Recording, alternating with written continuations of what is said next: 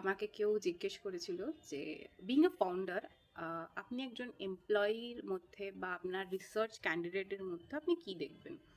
প্রথম কথা, আহ, আমরা একটা টিম। আমি আমার যে কমিউনিটিটার নাম রেখেছি shadow workers community and research society, এখানে আমিও ওয়ার্কার।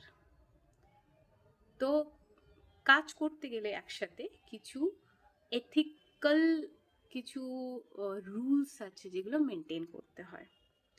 আপনি যদি না শিখে থাকেন সেক্ষেত্রে শেখানো যাবে যদি আপনার মধ্যে সেই ইচ্ছেটা থাকে। তো আমি ডিসেম্বর থেকে জানুয়ারির মধ্যে অনেকগুলো আমি ইন্টারভিউ রেখেছিলাম, কিন্তু খুব সিম্পল সিম্পল ছোট্ট ছোট্ট জিনিস আমি নোটিস করার পর তাদের প্রত্যেককেই আমি রিজেক্ট করি। নাম্বার ওয়ান, খুব ছোট জিনিস হলেও কিন্তু একটা কথাতে আছে না যে বিন্দু বিন্দুতে সিন্ধু।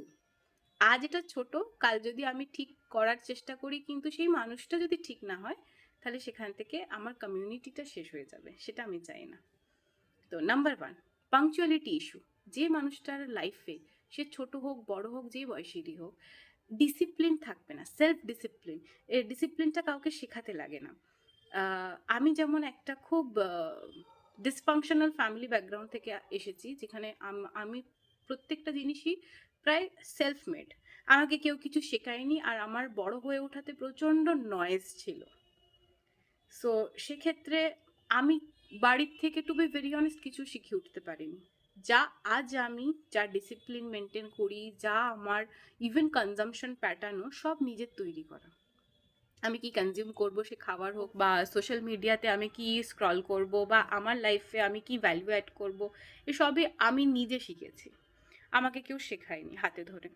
তো সেলফ ডিসিপ্লিনটা একটা মানুষের মধ্যে খুব দরকার। বিশেষ করে আমি তো র্যান্ডম একটা কোনো অর্গানাইজেশন বা কোম্পানির জন্য নিচ্ছি না, আমি রিসার্চের জন্য নিচ্ছি, যে রিসার্চ করবে। আর রিসার্চারদের একদম আলাদা ধরনের লাইফস্টাইল হয়। দ্বিতীয় কথা হচ্ছে গিয়ে কমিটমেন্ট অ্যান্ড ইন্টিগ্রিটি ইস্যু। আমি মুখে হাজারো কথা বলতে পারি, কিন্তু মুখের কথার সাথে যদি বিহেভিয়ার বা কাজের কোনো মিল না থাকে, সেক্ষেত্রে একটা কমিটমেন্ট ইস্যু তৈরি হয় এবং সেখান থেকে ট্রাস্ট ফল করতে থাকে।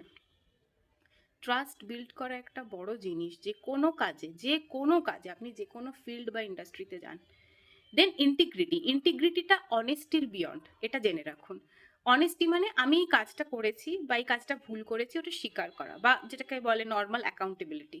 ইন্টিগ্রিটি হচ্ছে যে বিয়ন্ড অনেস্টি, আমি যদি আমাকে কেউ দেখছে না তখনও আমি কিরকম ব্যবহার করছি, বা আমি সেই ভুলটাকে স্বীকার করছি কিনা, বা আমার ভিতরে সততাটা শুধু বাইরের লোককে দেখানোর জন্য নয়, নিজে যখন একাও আছি তখনও আমার ওই সততাটা কাজ করছে কিনা, that is integrity.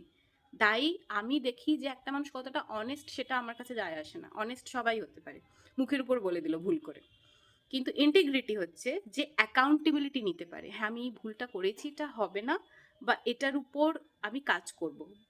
Solution, integrity যাদের মধ্যে থাকে তারা সলিউশন ওরিয়েন্টেড পার্সনও হয় খুব, কারণ তারা জানে যে এই জিনিসটা এটা ঠিক না, এটা যখন ঠিক নয় তাহলে আমাকেই সেটা ঠিক করতে হবে, that is integrity. Third, professionalism.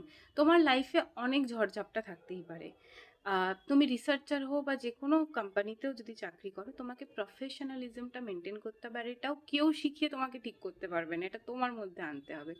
তুমি প্রথম ধাপে অবশ্যই ভুল করবে, তুমি প্রফেশনাল বা পার্সোনাল আর প্রফেশনকে হয়তো কোথাও মিক্স আপ করবে, সে কারণ সেজন্য আমরা সবাই আছি হেল্প করার জন্য। আমাদের এমনি স্পেসিফিক্যালি আমি আমি আর ইভেন আমার কো ফাউন্ডারও সানি ভীষণ হেল্পফুল পার্সন আমরা।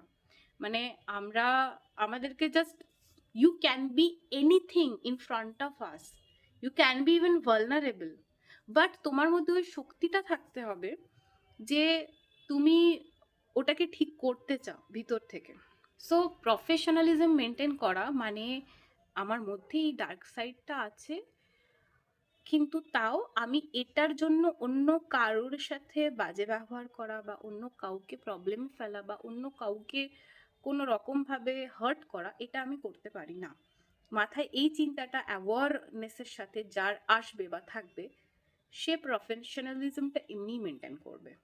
হ্যাঁ, কিছু কিছু ক্ষেত্রে রেসপন্ড করা, রিয়্যাক্ট করা, দ্যাট ইজ ভেরি নর্মাল, আমরা human.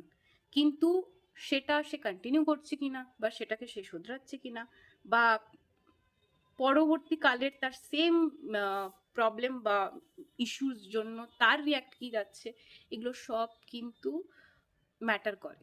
R last but not the least, একটা জিনিস আমি চেক করে নিই আমার কমিউনিটিতে, যাকে আমি আর মানে ফিউচারে আমরা যাকে আনবো বা আনতে চলেছি, তার মধ্যে একটা যেন সেলফ অ্যাওয়ারনেস থাকে যে হ্যাঁ, এটা ঠিক না, বা আমি যেটা করছি সেটা ঠিক না।